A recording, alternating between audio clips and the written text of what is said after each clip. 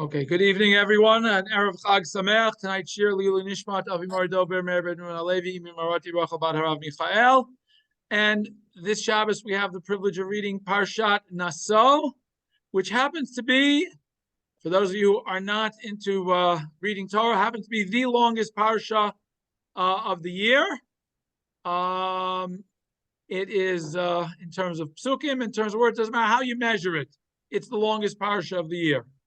And it has a lot of different topics. So tonight we're going to focus on the topic of Nazir, which is merely one of the topics in Parshat Naso. And of course, we're also going to try to talk about a little bit of our Haftarah that we read, which talks about perhaps the most well-known Nazir in Jewish history, that of course being none other than Shimshon HaGibor. So we're going to talk about those two chapters a little bit, and hope you'll come away having learned a little bit, and I will have learned a little bit, I hope. So we start with the parsha. This is, by the way, this is in the middle of the fourth Aliyah. This is chapter 6 in Sefer Bamidbar, and it tells us the following. Hashem speaks to Moshe and tells them, firstly, Daber el b'nei Yisrael, speak to the children of Israel, Yamar Tolehem, Ish o Isha ki yafli linedor neder nazir lazir laHashem. If a person, now the word yafli comes from the word pella, which is something wondrous. So he will do something wondrous to make an oath of Nazareth, of being a Nazir, Nazir laHashem. Keywords here is that he becomes a Nazir to Hashem. We'll find out in 1 minute. Psukim are going to tell us what does that mean to be a Nazir laHashem. Tells us you have the following restrictions. Miyayin v'shechor, Yazir, not allowed to drink wine or any other grape-related beverage. Chometz yayin, doesn't matter whether it's already become vinegar. Chometz shechor lo yishteh. He can't drink any of that. V'chol mishrat anafim lo yishteh, anything soaked, even if you just take a bunch of grapes, soak them in water, or even raisins and soak them in water. Anafim lachim v'veishim lo yochel, you're not allowed to eat any grapes, whether they're fresh grapes or they're dried grapes, as we would call raisins, or if you even take the raisins and soak them in wine and make good old-fashioned raisin wine. You still cannot eat. All of these are forbidden to a Nazir. That's number one prohibition. Anything in the grape family. Prohibition number two, call you may. Oh, I take it back. This is still part of the first. Call you may Nizro, all the days he accepts to be a Nazir. Anything that is from the edible part of the vine, he's not allowed to eat even the dregs of the barrels, even the skins of the grapes, even the little part that attaches the residue to the pit. All of these things can't eat. Now, that's prohibition number one. Prohibition number two, all the days that he is in Nazir, he is not allowed to have a razor on his head, not allowed to cut his hair. The entire time that he has set aside to be a Nazir, and by the way, one could decide to take an oath to be a Nazir for any period of time, as long as he realized that the minimum period of time he accepted was 30 days. You can't do it for, if you said 7 days, it was 30 days. If you said 8 days, 30 days. Even if you said 1 day, it was 30 days. Minimum period you could be a Nazir was for 30 days. However, you could have any period longer than that. You were allowed to take, or you could even take, I'll do it once, twice, 3, 4, 10 times with 30-day intervals. So these are all different types of Nazirite vows that people could take. All of the period, you're not allowed to cut your hair. And he is called Kadosh. Gadel Parasarosho. The hair has to be set aside to grow, and that's from there is one of the reasons where we get the concept of 30 days from para. The fact that it says para has to have a growth. When he cuts it, it has to be a minimum growth of 30 days. That's prohibition number two. Prohibition number three, Kol Yimei Haziro Hashem, the entire time that he decides to dedicate himself as a Nazir to Hashem, Al Nefesh Meit Lo Yavo, he is not allowed to come in contact with a corpse, whether it is a relative or a non-relative.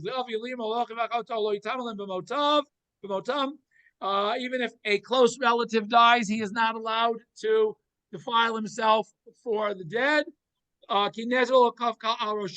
to the fact, like a Kohen, although the difference is that an ordinary Kohen is allowed to attend to the needs for close relatives, parents, child, spouse, or brother or sister, he is allowed to become tamei. And that Nazir is like the Kohen Gadol in that respect. He is not allowed to become tamei for anybody except for the proverbial mate mitzvah, a person who has died, and there is no one else to attend to their funeral, to their burial. Then you, the Kohen Gadol, or in this case the Nazir, has to become tamei and deal with that, with burying that body. Now, interestingly enough, the Torah then adds Pasuk Kol Yimei Nizro Kadosh Hu Hashem. The entire days of his Nazirite, he is Kadosh. He is, we translate that as holy, set aside.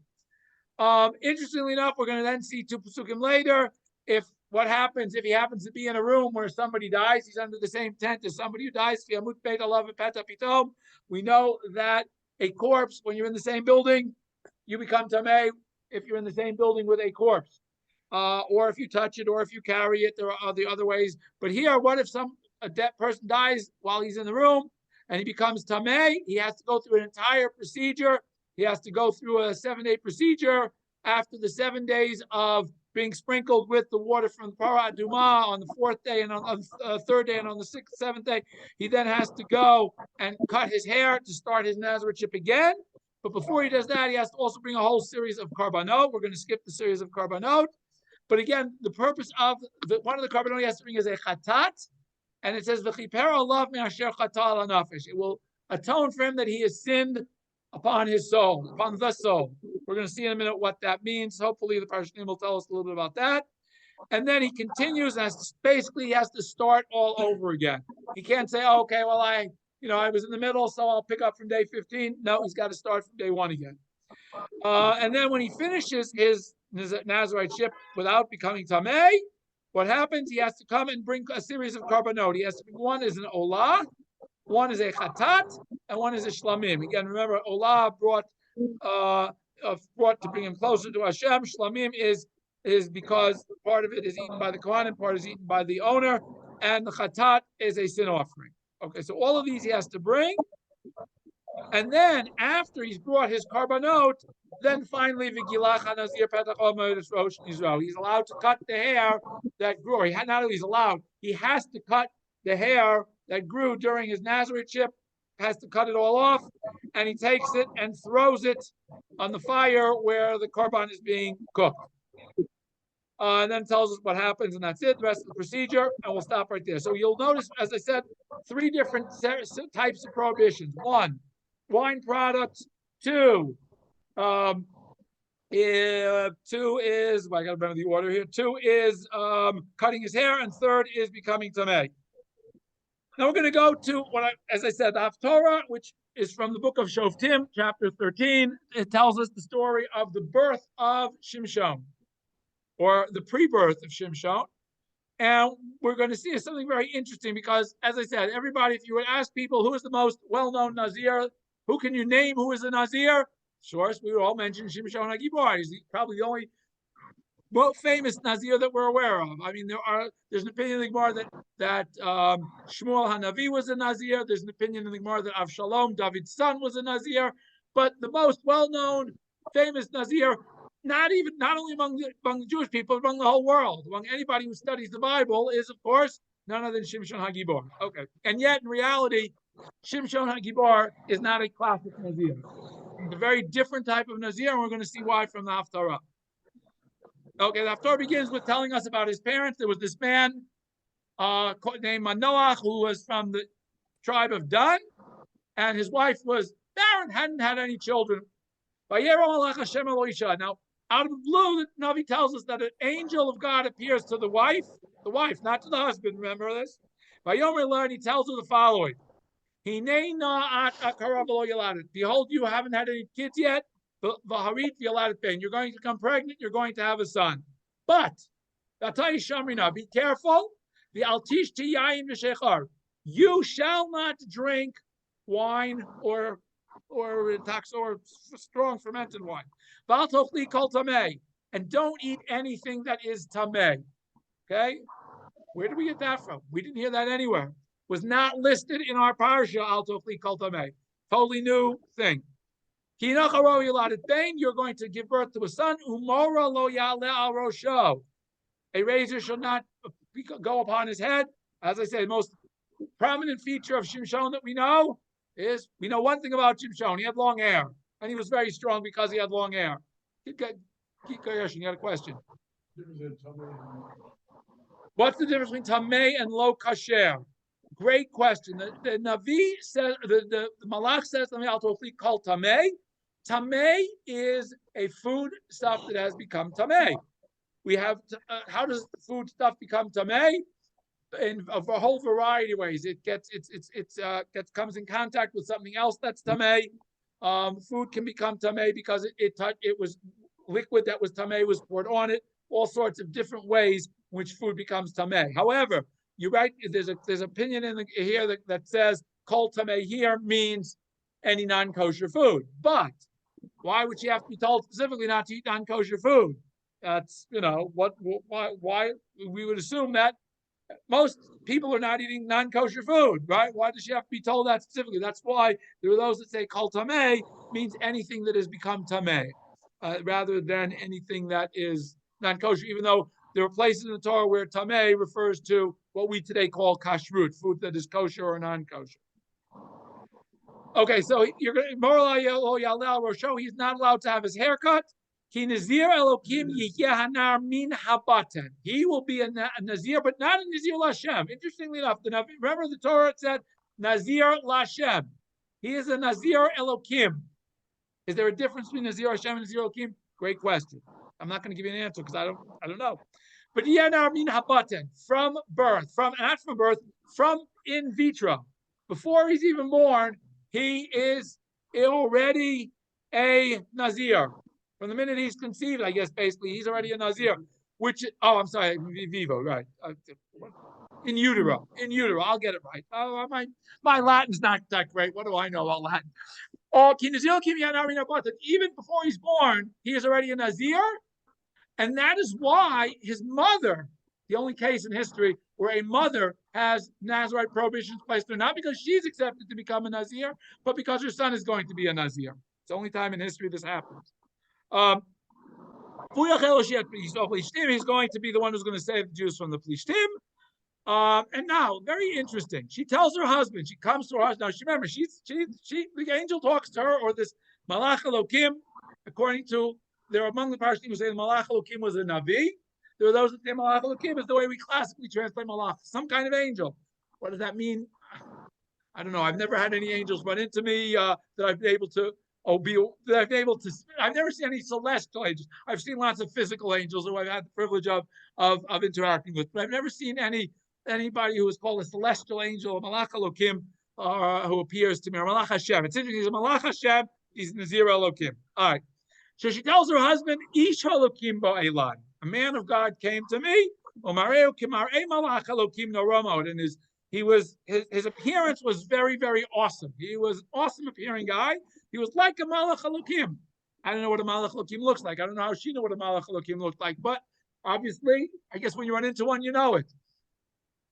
I did not ask him where he's from. At Shmolo, he didn't tell me who he was. He just told me, and she exactly quotes it, and she tells him, he told me, you have these two prohibitions that apply to you, not eating yain shechar, not eating anything that's tum'ah. He's going to be a lifelong Nazirite from the time he is conceived till the time he dies. Now, the interesting thing here is, first and foremost, she tells her husband only what the Malach told her about herself in terms of prohibitions. She didn't say anything to her husband what the child's regimen is to be when he's raised and born. Nothing like that. And the angel sort of alluded to that, but the only thing he mentions is Mora lo yalel rosho. He's not allowed to get his hair cut, even though we talked about the classic Nazir in our parsha, who has three different prohibitions: grapes or wine product, cutting your hair, and becoming tamei, lameit. So the question we're going to try to understand is, what's the difference between Shimshon versus the regular Nazir? Now, Manoach, her husband, is not happy with having received only part of the story. So he prays to God, Biadoni, Ish Elokim Asher Shalachta, this Ish Elokim that you sent, Yavona Ode Leinu, you should appear to us again, V'yareinu Manaseh Ladar Yulad. You told me what my wife has to do, but you didn't tell us what the child's supposed to do. Please have them come back. Can you come back and give us a refresher course in terms of how we're supposed to raise this kid? Now, one would have thought if he was told that he's going to be in Nazir Elokim, he would have opened up his chumash, looked in parshat Naso, and would have had all the answers, right? But that's not what happens. God says, okay, you want, I'll come back. Comes back, but again, who does he come back to? Eloisha. She's sitting out in the field, her husband wasn't there, and he shows up again. She hurries. Very interesting enough, this is very, very reminiscent of a story we have of somebody running to tell somebody something. We have it, of course, with Rivka when Eliezer shows up at the well. Very interesting phraseology. She runs to tell him what's going on. Love. And she goes when she reaches her husband, and she's probably out of breath from running. She says, that the guy who appeared on that day showed up. So Manoach follows her. He talks to the man, and he says, "Are you the guy?" He says, "Yep, that would be me." Okay, so now Manoach goes to him and says, we want to know what to do, not just for my wife to do during the pregnancy, but what are we supposed to do for the child when he's born? Manoach says, whatever I told your wife, he's got to be careful.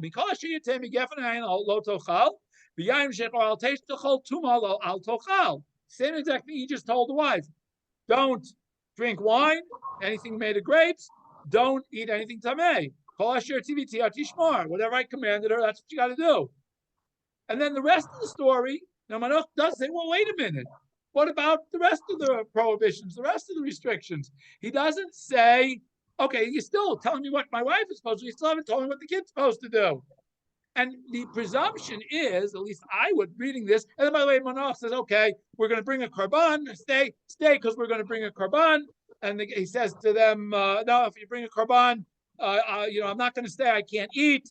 And when you bring a korban, I'm going to go up when you bring the korban. I'm going to go back to Shemayim. Manoach didn't know he was in Malach. And the rest of this thing is, then he asks him, who are you? And he says, can't tell you who I am. That's my top secret thing. I'm an angel. I'm on my missions. Can't tell who I am. And he brings the korban. And when they offer the animal on the fire, on the mizbeach that they've got, I guess, in their backyard or in their, communal mizbeach, I don't know where it was. And the angel goes up with the fire to Shemayim. And that's the end of and then Manoach is a little put off. He says, oh my gosh, we've seen an angel, we're going to die. The wife says, don't worry, God didn't tell us all this to kill us. And the wife has the baby, and the baby becomes Shimshon, and that's it. That's the end of the story. So the thing that's missing in the story clearly is, why doesn't the angel say anything about he doesn't say anything about the second time, he doesn't say anything about cutting the hair. He says it the first time to her, and he doesn't really say anything about what the child is supposed to, other than not cut his hair. So based on this whole story, we clearly see that there are differences between Shimshon being a Nazir, or the way Shimshon was a Nazir, and our classical Nazir that we talked about in the parshat. It's called Nazir Shimshon. And that's why it's called Nazir Shimshon. There is a specific Nazirut called Nazir Shimshon, which if you happen to make your Atarat Nadarim every year, one of the things you say, Afil Nazir Shimshon, even if you've accepted upon yourself Nazir Shimshon, you want to ask Hatara from that also. And that's what the Gemara in Nazir really goes through and says, you have to understand, Shimshon was not your classic Nazir. He did not have the other restrictions, the restriction of becoming Tameh for me. Not applied with Nazir Shimshon. However, clearly the defining aspect of Nazirut Shimshon is the hair, that he's not allowed to ever cut his hair, as opposed to a Nazir, even assuming somebody who has accepted upon himself a a long a multiple Nazirships of, let's say, five. He says to somebody says, I'm going to accept multiple Nazirites of a month each. Every month, at the end of the month, he has to cut his hair, bring korbanot, and then he starts the next day. He starts the new count for the next one. He doesn't go the whole period of time. However, if somebody says I'm going to be a Nazir for 5 years, then he doesn't cut his hair for 5 years. But at the end of that, he does. Whereas a Nazir Shimshon is not allowed to cut their hair. Now, the Gemara brings out another type of Nazir called a Nazir Olam, somebody who is a permanent Nazir, but not a Shimshon permanent Nazir, a regular Nazir Olam who is allowed to cut his hair once a year. And then he cuts his every year. He cuts his hair, and then he brings his korbanot, and then he starts again, and that continues forever. Whereas Shimshon is not allowed to cut his hair. Period. If you have a Nazirite of Shimshon, then you're not allowed to cut your yes, Gershon. The other characteristic we know is okay. How does that fit? Gershon said the other characteristic of Shimshon we know is his extraordinary strength. Shimshon's extraordinary strength is a gift from Hashem, and it specifically mentions that numerous times in the Navi. That says that Hashem's spirit falls upon him. He feels this great burst of strength.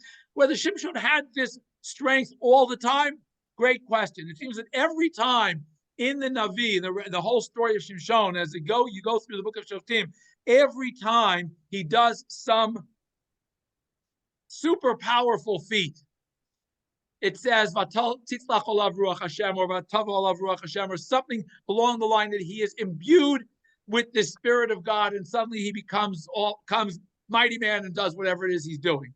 Does that mean that ordinarily he wasn't? I don't know. I didn't, they didn't have a camera following him around. I don't know. But the assumption we make when we read the story of Shimshon is that he was super powerful. He was very strong. His strength was his greatest characteristic, as you said. And clearly, if we read, obviously, if you want to say his downfall, when he loses that power, it's clearly supernatural. Then when it comes back and he's able to topple the building and upon himself and kill more Plishtim in his death than he did throughout his entire life. But nonetheless, there is nowhere that it suggests any one way or the other that this strength was a permanent attribute. We seem to think it is because of his interactions with the Plishtim. It seems that it's always there. Now that, as I said, whether it really is or not, don't know. But it is clearly he recognizes it. Everybody recognizes that this is a gift from God. At least he and ultimately the Plishtim realize that this gift of God is contingent on something about him, and that's why they keep nudging him. Find out what it is he's done that God has granted him this all-powerful strength. And that's why if you read the whole story of Shimshon, they are constantly trying to discover his secret. Because once they discover his secret, he's just going to be a regular guy, and that's the end of this arch nemesis they have. And that's really the whole Shimshon story.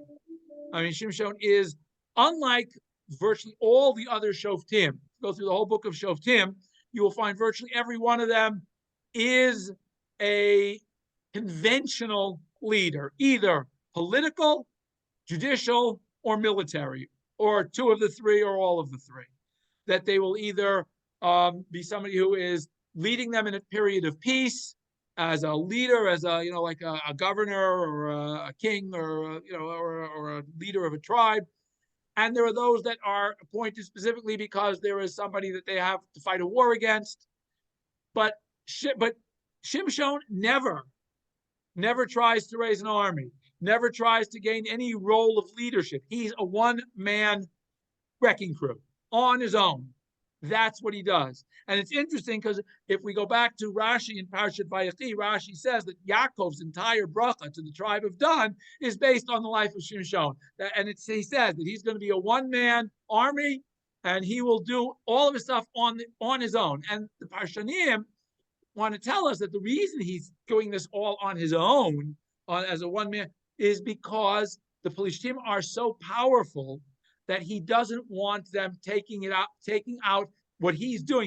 He's a one-man army against them. He doesn't want anybody else being damaged peripherally. He doesn't want anybody to be held hostage, to be captured, to be so he has no threats because they don't know who he is. They don't know who his family is. They don't know who is, he has no army, he has no chief of staff, he has no nothing that they can find a way to get in until, of course, he marries a Plishtin woman and she kind of gets the better of him. Okay, so if we know his story, we know what happened in the end. So I'm going to leave Shimshon for a while because we talked enough about it. I just really wanted to give you an idea of the fact that he's not the conventional Nazir. And now I want to talk a little bit about what is the Nazir, what's it all about, and why do we have this parsha to begin with? What is the whole purpose that the Torah gives us this mitzvah of Nazir? So we're going to start with a very interesting Gemara. Because we started at the beginning, if you'll notice, I'm going to go back for 1 minute before I get to this. I want to notice two things. The Nazir is called Nazir Lashem. So he is a Nazir to Hashem, and he's called Kadosh Yeh. It says Kadosh Yeh and Kadosh Hu Lashem. But at the same time, at the end of his period, he has to bring a Karban Chatat. Okay? So we've got this dichotomy of the Nazir. Is he a Kadosh, or he is a Choteh that has to bring a Chatat? Is he somebody who has done something that's holy, or has he done something that is a sin? Because he has to bring a sin offering. Clearly, if he has to bring a sin offering, he must have done something wrong. Whereas the Torah calls him Kadosh, he must be doing something right if he's a holy man. How are we going to look at that? Gershon, you got a question? This is the parallel between the Kohen Gadol deeds and the Nazir. Gershon asks, is there a parallel between the Kadosh Lashem that appears in the Nazir and the words Kadosh Lashem that are inscribed on the forehead plate, the tzitz of the Kohen Gadol? The answer is yes and no. Clearly, there are some commonalities between the Nazir and the Kohen Gadol. Very simply, the fact that neither of them can be tamei for any mace except a mace mitzvah. They cannot come in contact with the dead unless they happen to be traveling all alone in the middle of nowhere, run across a dead body that has nobody else to bury it because there's nobody anywhere around and they have no idea who it is and they have to bury it. Other than that, they're not allowed to come in contact with the dead. So to that extent, he is. To the extent that he's called a kadosh, he is. But by the same token, the Nazir is something that's open to anybody. Anybody can take a Nazirite vow. Anybody can vow to be a Nazir. Not everybody can become a Kohen Gadol. So there are lots of differences as well as a few similarities. All right. So let's go and try to at least give us a little bit of perspective on this dichotomy between Kadosh, holy, and Chatat. In fact, he's bringing up Chatat. We're going to quote a Gemara in Nedarim. We have the same Gemara, virtually word for word, verbatim in the Masechet Nazir, with a few minor tweaks. I didn't bother with them. This is the version that's in Nedarim. To Tanya, we learned the following Braita. Amar Shimon HaTzadik. Shimon HaTzadik, just for those of you who haven't learned your Pirkei Avot recently or forgotten where he was, he is the last of the Anshe Knesset Hagdolah. The Anshe Knesset Hagdolah are basically the leaders, spiritual and somewhat political, quasi-political leaders of the Jewish people at the beginning of end of the Persian period, beginning of the Greek period, at the beginning of the Second Temple period. And among them, at the beginning, those who founded are people we know like Ezra, Nehemiah, Mordechai, and Shimon HaTzadik is the last of them. And he also happened to serve as Kohen Gadol for many years. I believe it's 40, or one is 41. He was 40. He was Kohen Gadol for 40 years in the early days of the Second Temple. He is also the one who went out to meet Alexander the Great when Alexander the Great conquered Jerusalem. Very well-known story. He goes out to greet Alexander, and Alexander leading his army to conquer Jerusalem, gets off his horse, and bows down to Shimon HaTzadik, and all his soldiers are totally dumbfounded. Why is he bowing to this old Jewish dude here? What's going on? We were supposed to be wiping the Jews out and conquering Jerusalem. Why is he bowing to them? And Alexander tells him that he has a dream before every one of his battles that somebody wearing this looks exactly like this guy comes and tells him and gives him a blessing and gives him the battle strategy, and he's successful. And so he spares Jerusalem. Okay, whether that's a true story or not true story, I have no idea. All I know is it appears in the Midrash and in the Gemara, and that's Shimon HaTzadik. Just so you have an idea of who he was. All right. He says the following: I would not eat from the korban of a Nazir, except there was one Nazir in my whole life that was willing to eat from his korban. And here he tells the story about this one Nazir. Obviously, as the Kohen Gadol for many years, there must have been lots of Nazirim who came to bring their korbanot. So he says, He said, once I happened, obviously he was the Kohen Gadol, he hung out in the Beit HaMikdash, where else was he going to hang out? Once a guy comes to me from the south. He was from somewhere in the south. I saw he was very easy on the eyes, good-looking guy. He had nice curly side hair growing on his hair. Beautiful, cute little guy. Amartilo, and I said to him, Bini, my son, God gave you this beautiful, gorgeous hair. Why do you want to destroy it? That you took a Nazarite vow to destroy it. You know you're going to have to cut your hair off at the end. You knew that. Why did you do that? God gave you this beautiful gift. Amar Li said to me the following: Roa hayiti le'aba b'iri. I was my father. I was a shepherd. I worked for my father in my city in the south. Halachti lebalot mayim. One day I went to fill up the water, mina mayan, from a stream, from a brook. And I looked and I happened to see my reflection in the water. Obviously, he didn't own a mirror. Okay, first thing we know, he didn't own a mirror. And my Yetzer Hara grabbed hold of me. And my Yetzer Hara wanted to destroy me from the world. Presumably, it said, "Hey, you're such a good-looking guy. Go hang out and become something where you can make money off your good looks. Become a movie star." I don't know what it has to do, but whatever. You can figure it out for yourself. The guy is still talking to Shimon. I told my Yetzer Hara, Russia, you wicked Yetzer Hara, you're trying to destroy me. Why do you think that why do you take such great pride in a world that doesn't even belong to you? Why are you looking at my physicality? Ultimately, I'm going to just sit in the ground and turn into dust and ashes, worms. Avodah, he says, takes an oath. I'm going to cut off my hair for heaven's sake, for God's sake. He doesn't say for heaven's sake, the way we say it. He means for God's sake. Miyad, so that's the end of his story. That's the end of the Nazir story. Miyad, immediately, Shimon HaTzadik now resumes his story and says, immediately, I immediately stood and kissed him on his head. Kissed him on his kepi. Amarti lo, I said to him, Bini, my son, Kamocha Yirbu Nozrei Nizirut Yisrael. So, like you, there should be many who take that and have vowed to be a Nazir just like you. Alecha, concerning you, HaKativ Omer, the Torah specifically said, Ish ki aflilin dorneta Nazir lehazir laHashem. This is somebody who took a Nazir vow to serve Hashem, as opposed to the implication of this whole Gemara is that Shimon HaTzadik figured all the other ones were really the ones on the Chotim side. They were the ones on the sinning side. This guy got it right. What's the whole point of the story? The whole point of the story is just like everything else in life. Being a Nazir can be great, can be not so great. Just like everything in this world, it has a way to be used positively and a way to be used negatively. So Shimon HaTzadik is really, even though he's giving us a very interesting lesson, a nice, beautiful story, he's trying to teach us that very simple lesson. Everything in life. And we would think, wait, a Nazir, somebody who's vowing to God that he's going to do more than he has to do for God, we would think he's a kadosh. That's what the pasuk says. But Shimon HaTzadik says there probably was some ulterior motive. He wanted to be able to brag to all his guys, see, I was a Nazir. Or maybe some other reason. We don't know what it was. But this guy got it right. And that's why Shimon HaTzadik is saying, yes, you can get it right. There is a way to get Nazir, be a Nazir for the right reason. And obviously, the implication, of course, is there are lots of ways to be a Nazir for the wrong reason. So I wanted to bring that in. And that's really, I think, one of the answers to this whole concept of is it wrong or is it right to be a Nazir?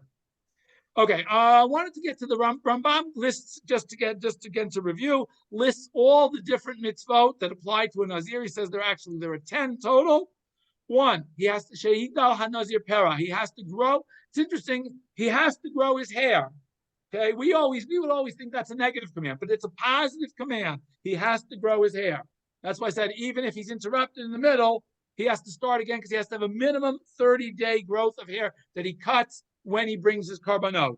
How somebody bald becomes Nazir, great question. Because, okay, but again, we do, even people who are bald have a little bit of hair.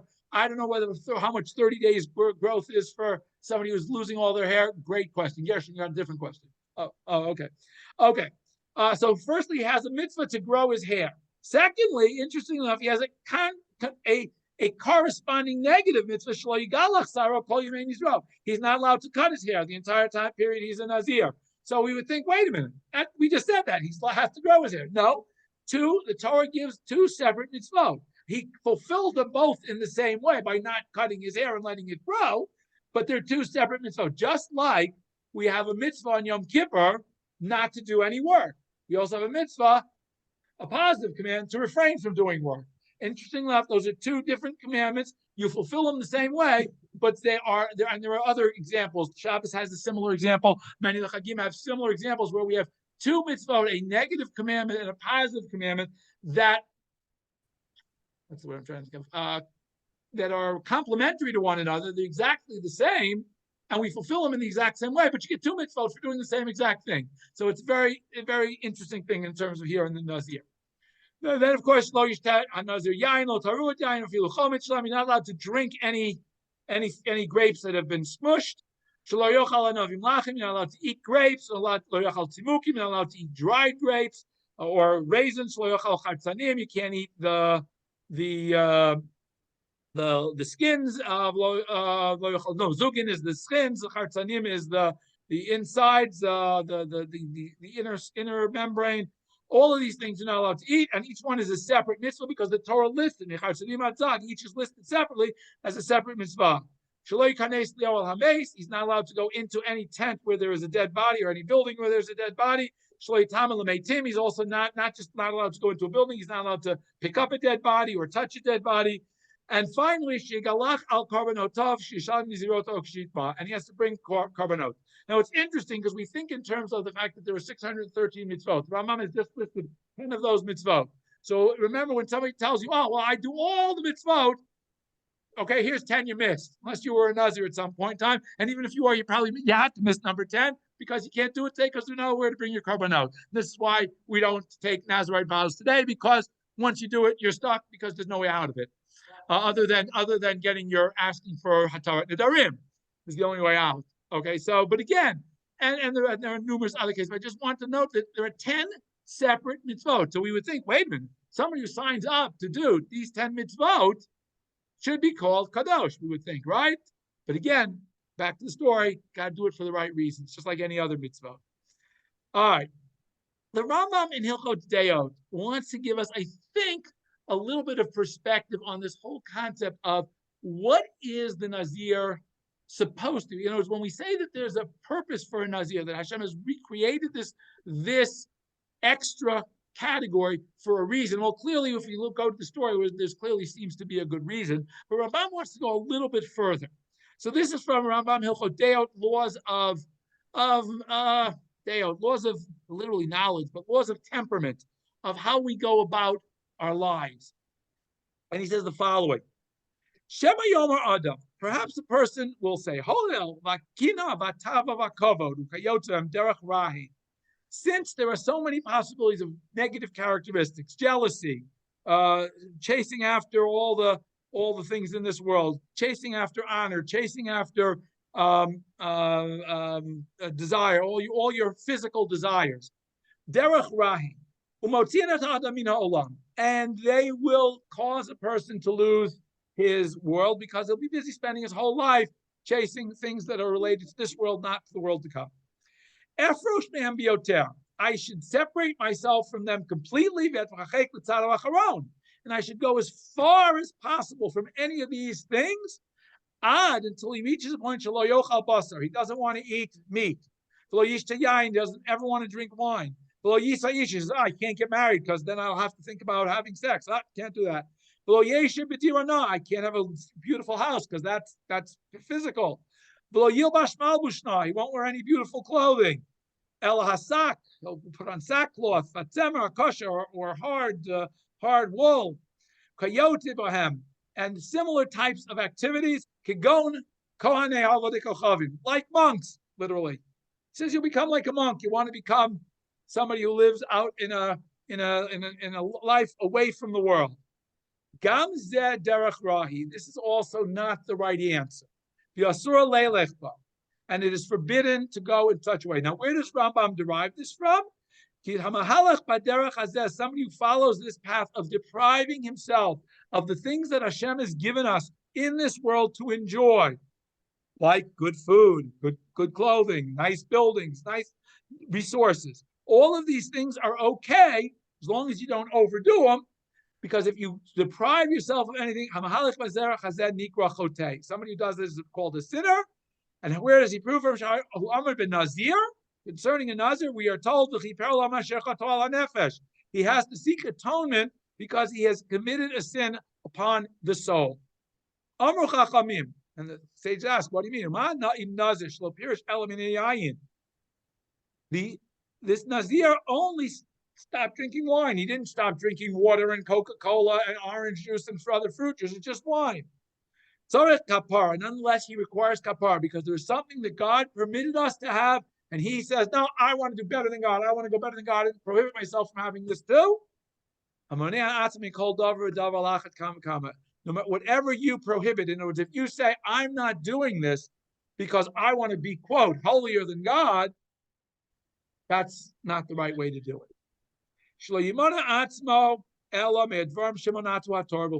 The Torah has prohibited us enough things that we are prohibited from doing and prohibited from enjoying. Those are the things we should stick to. Let's stick to keeping the Torah, not trying to go above and beyond. Person should not accustom himself to forbidding himself to enjoy things from this world through nidarim. So the sage say, it's not enough. Torah didn't give you enough prohibitions. You got to prohibit more things for yourself. And included in this, those who fast on a regular basis, that's not the proper way. The sages decreed it's forbidden for a person to afflict himself by multiple fasts. There are enough fast days. They've been decreed for specific reasons. We don't need to go seek more fast days. Concerning all of these things, Siva, Shlomo, HaMelech, V'yomar, Shlomo in the book of Kohelet tells us, Alti Tzadik Harbe, don't try to be overly righteous, don't be overly wise, Lama Tishomein, why will you cause yourself destruction? Okay, so that's Rambam. This is Rambam in Hilchot Deot, Rambam in Shmona Parakim, in his introduction to Masech. Oh, Gershon, you got a question? Go ahead. This is a direct contradiction of monks. He clearly, Rambam, Gershon's question is, this would be a contradiction to the monks of his day. Very, very clearly, he directly says that living a life of asceticism is not a Jewish way. He says that very clearly and directly. That's exactly what he says. That the Goyim think that by doing this, you're becoming holier. And he's saying, no, that's exactly wrong. You're not becoming holier. Obviously, clearly, the exception would be, and the Rambam is going to give this exception when he goes through Shmona Parakim. In Shmona Parakim, Rambam, again, it's an introduction. It's very, very a lot of very similar phraseology to what he has in his Rambam in his Halacha basic fundamentals. But here again, Rambam is telling us what is the proper path for a person to follow. The middle path, exactly. That's the story of it. Don't Torah to be mamashalamet otanu. The Torah of Hashem is pure. It restores the spirit. Edut Hashem nemana, the testimony of Hashem is truth, is trustworthy, and it makes those who are gives wisdom to those who indulge in it. This is exactly what we're talking about. The purpose of a human being is in all of your attributes to try to follow the middle of the road. You should eat what you have to eat appropriately, not all at once. Don't eat everything in your house in one shot. Again, proper and appropriate terms. You should engage in sexual activity, again, in an appropriate manner. You should live in a country that is upright and appropriate. The low shish you should not be going out to live in the desert or live up in a deserted mountain. The low shil and you should not be wearing clothes that are scraggly and worn and hair shirts and again hair shirts. He specifically mentions hair wearing sackcloth and ashes and hair. The low shi'ana gufo, he should not afflict his body. These hira mizah, he warned from this Kabbalah. This is exactly what we have accepted. Even though we are given this parshat Nazir, because the Torah wants us, and he quotes the same Gemara, but okay, what soul sin? He says he requires atonement for having sinned against the soul. What soul? The fact that he prohibited himself from drinking wine, that's enough that he's called a sinner. And so the same thing here, Rambam says here, similarly in Hilchot in Shmona Prakim. Now the point the Rambam wants to make of why is there this parsha of Nazir, and I didn't quote the Rambam directly because I wanted to, because I said it's going to take too long to quote so many Rambams directly. Rambam basically says that the parsha of Nazir is in the Torah to give us boundaries for getting ourselves back to the middle. If we find that we have strayed from the middle, we've become overindulgent in a specific characteristic or a specific item that we become bogged down in our ability to get back to the middle of the road. Rambam says sometimes we have to go drastically to the other side of the equation in order to get back to the middle. So, for example, somebody who finds that they're becoming an alcoholic, the only way for them to get back to the middle where they drink an appropriate amount is to go cold turkey for a while. And that's exactly what the purpose of the Nazir is. It's to get you back on the middle track. And that's why a Nazir is only for 30 days, because we figure after 30 days, we have broken the mold, you've gotten into a new set of habits, and now you can go back and reestablish healthy habits. That's the purpose of the Nazir. The Torah wants to put very, very strict boundaries on our asceticism, if you will, or on our limiting ourselves, because it knows that there will be times when we'll need it.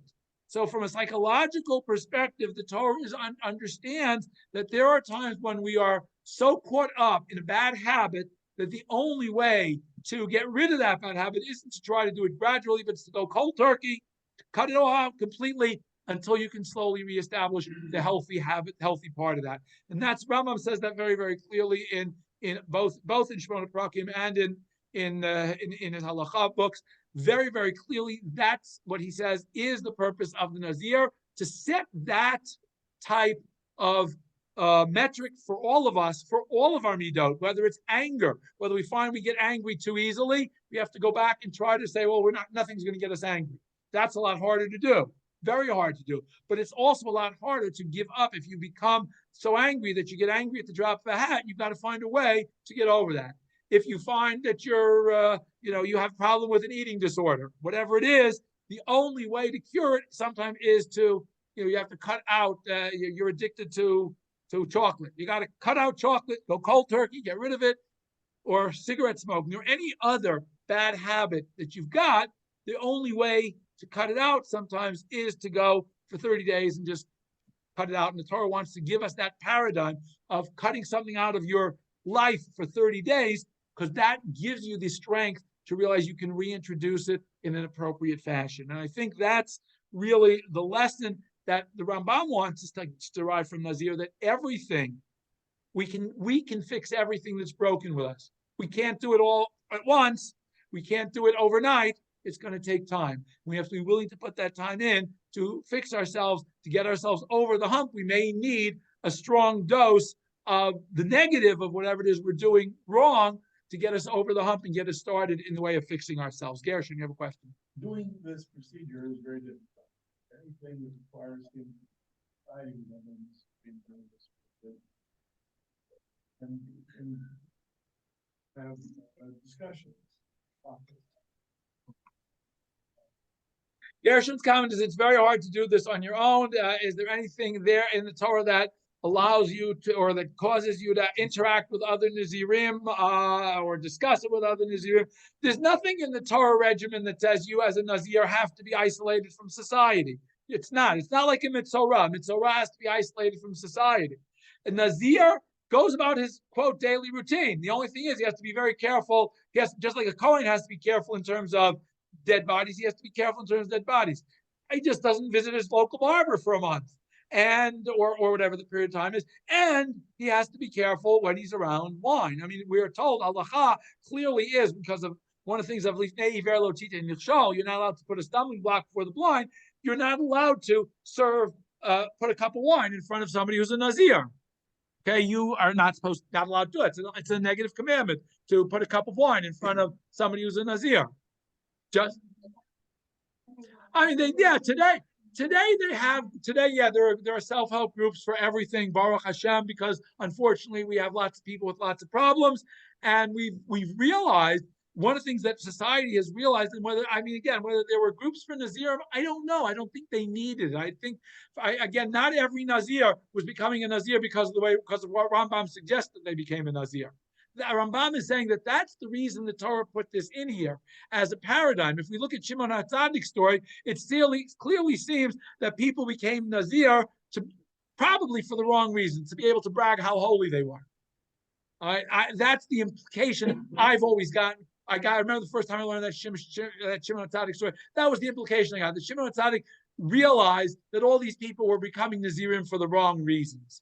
They wanted to show off that they were a Nazir. I'm a Nazir, you see. Okay. It was like taking these stupid, what do they call it? All these stupid things that these kids on social media are doing, this challenge, that challenge, the other challenge. I dare you. It's like, I dare you to do this. Okay.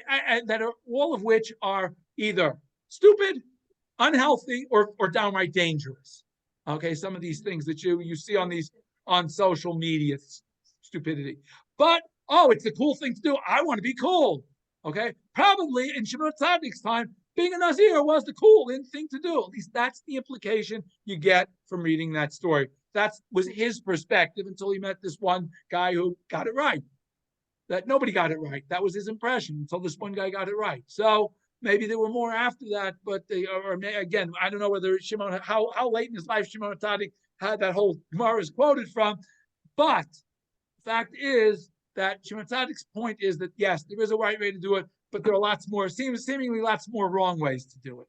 And that's I think the challenge of life is being able to figure out what it is we're supposed to be doing, how we come closer to Hashem without needing extra things to do that. In other words, within the framework of Torah, there are plenty of ways to come close to Hashem.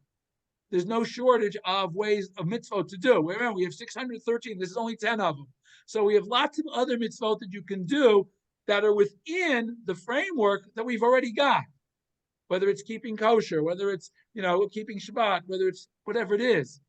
There are lots of ways that Hashem has already given us boundaries within which we operate. We have to try to maintain those before we worry about creating newer boundaries. I think that's Shimon HaTzadik's and Rambam's clearly a message that anybody who accepts extra stringencies and prohibitions upon himself is not necessarily somebody who's holy. I think have a group of people it's difficult to understand and what. Lois' question was, is it clear? Lois' comments was clearly it helps. There's no question that having people who you can talk to is important at every stage in life. Whether things are going smoothly, whether you're having rocky roads, having somebody to talk to. If you go through works of Mishlei, Shlomo HaMelech tells us very, very clearly that we're not islands. People are not meant to live alone. I mean, even with Breshit, we're told, Lo tova yot adam levado. It's not good. Man is not intended to be a social being. Man is a social being. We interact with other people.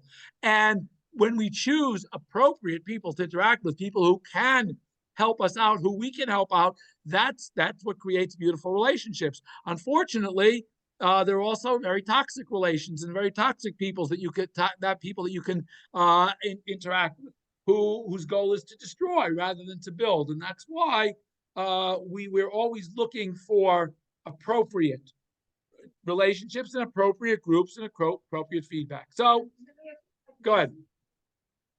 That this, first of all, these people know me. There's no one who's a wife, and how I don't admit anything, and he. Well, the relationship that, okay, you're going back to the Shimshon story with Manoach and his wife, that the wife comes to him. It's amazing that the husband leaves her that. Well, today, look, see, again, you have to understand it was a different time. Today, if your spouse came up to you today and said, hi, I just met an angel, he was talking to me and telling me stuff, you would probably get out the white jacket and say, oh, let's call over to, okay. But again, back then, prophecy, angels seem to have been a lot less out of the norm than we would think today. Although, as I said, there are no shortage of stories, whether they are true or not. I don't want to comment because I don't know. I certainly don't want to disparage people who these things happen to, who will tell you that they felt themselves being guided by an angel. I mean, look, everybody can look back on their lives and find times where they can't, it's only in retrospect that they could understand why they made that choice. So obviously somebody must have been giving them a little nudge on the shoulder or whatever. Whether this was divine or it was their own intuition, I don't know. I can't answer you. But we who believe.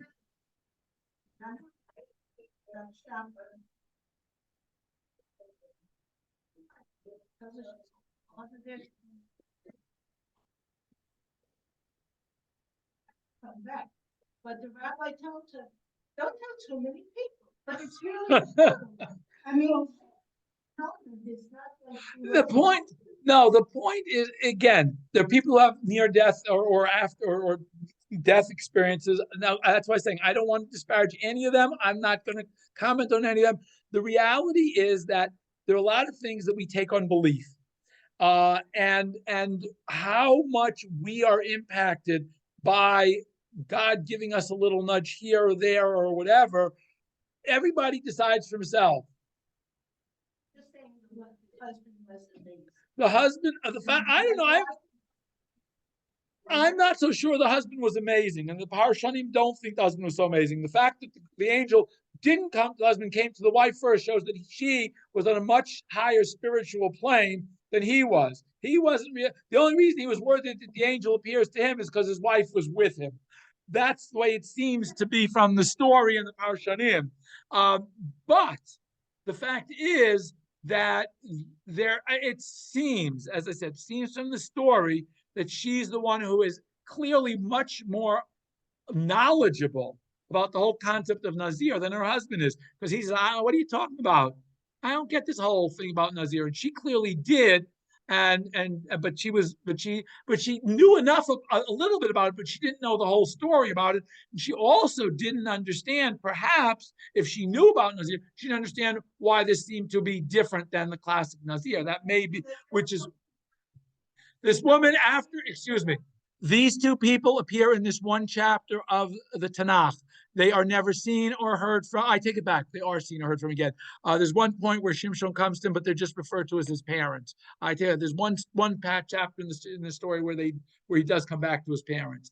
But in general, they're not the focus of the story. The focus of the story is the child that's born. Were they special? Again, the fact is that God chooses them to be the parents of Shimshon, obviously means that they were doing something right or wrong. I don't know. But clearly, again, Shimshon is perhaps one of the most, interesting of all of the judges, because of, as I said, he's totally in a class by himself in terms of how he carries out his role and what happens with him. Totally different than every single other personage we're going to meet in the book of Shoftim. that you will meet in the book of Shoftim if you're going to run the shiur. Anyway, thank you all for joining. Any other questions, comments from outside there or from Zoom land? All right. Thank you all for joining. Have a Chag Sameach, a Shabbat Shalom. And Bezrat Hashem, we will see you all again next week, if not sooner. Take good care and Laila Tov. לילה טוב, תודה. חג שמח. Chag Sameach. I'm pregnant.